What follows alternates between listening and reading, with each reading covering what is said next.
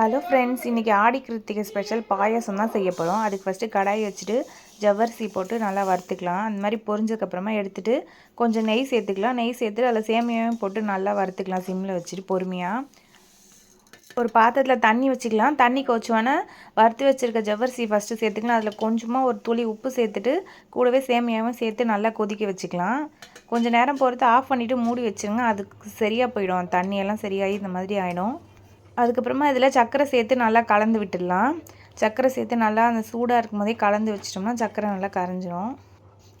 அதுக்கப்புறமா அதில் காய்ச்சி வச்சுருக்க பாலை இதில் சேர்த்துக்கலாம். சேர்த்துட்டு அதுக்கப்புறமா நெய் சேர்த்துட்டு முந்திரி திராட்சையை நல்லா வறுத்துக்கலாம். வறுத்துட்டு அதையும் பாயாசத்துக்கு கூட சேர்த்துக்கலாம்.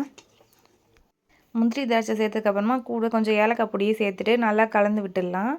நம்மளோட பாயாசம் ரெடி. நீங்களும் ட்ரை பண்ணி பாருங்கள். வீடியோ பிடிச்சிருந்தா லைக் பண்ணுங்கள்.